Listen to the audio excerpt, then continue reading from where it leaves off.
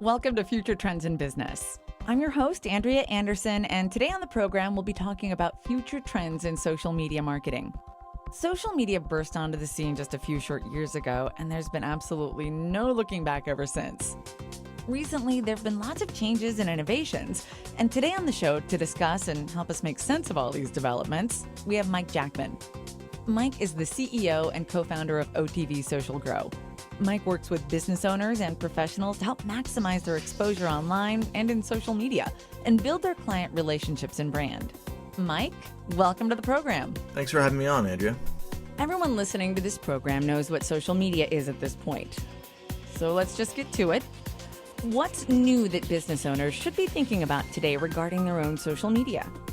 Well, that's a really great question. I'm going to just assume that everybody listening to this broadcast understands what social media is. I'll just kind of get down to what I think is really important to know from a business standpoint. And the one thing that I usually try to address with all of my clients is that there is such a huge desire to be coming up in search results. I call Google the 800-pound gorilla in the room. And what most business owners that I deal with are very busy, obviously, and they just don't have enough time to keep up with this. That's what we do. Is that Google has been changing their search algorithm over the last few years. And they have these major changes to the way search results come up on the page. And the changes are so big in the industry, they have names for it, like Panda, Hummingbird, that kind of thing. What I really want to emphasize is that every time Google makes one of these changes, they're pushing the weight of social media more and more to the search results. They're giving it more emphasis. They call it social signals or social proof. I'm sure you probably have noticed that when people search now, Google has a lot of star ratings come up if you're a restaurant or what have you. And the important thing to realize, I know there's kind of a certain timetable that social media, a lot of people thought, well, maybe it's a fad, maybe it's not going to make it. And it's just kind of a process that we go through as a culture, even when the internet came or when emails first came onto the scene. I know I'm dating myself. But it's kind of here to stay, and it's becoming more and more important because people are using social media almost as a word of mouth. They call it word of mouth. It's very important that you develop your brand and that you really pay attention to it because it's very much a cumulative effect. It's like a snowball rolling downhill.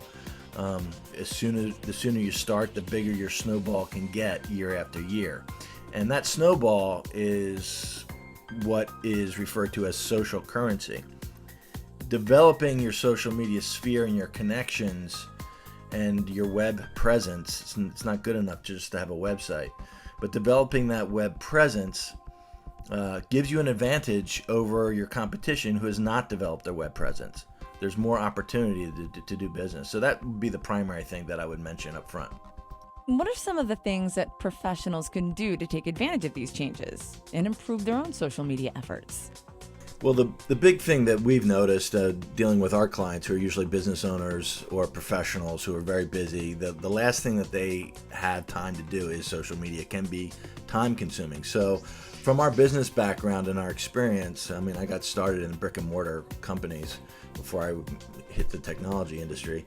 But the big thing is we try to focus on what saves time, and the big thing that I would recommend anybody listening to this explore is the power of the smartphone. Most people have an iPhone or an Android, Samsung, or what have you. Those phones pack a lot of punch. They really have some fantastic apps that a business owner can use in their downtime, whether it be sitting in traffic or at their son's Little League game, I've mentioned before. If they can go out to find a quiet spot, watch the game and record some content. Just start. You just put your foot into the water and start creating content. Also, I would recommend have a give to gain attitude. If there's any way that you can empower your clientele or your prospects, that's kind of the law of attraction. And to give a sales pitch in social media is really kind of a no-no. I see so many people that I grew up with or friends from the neighborhood or what have you, and they're directly pitching their goods and services in social media.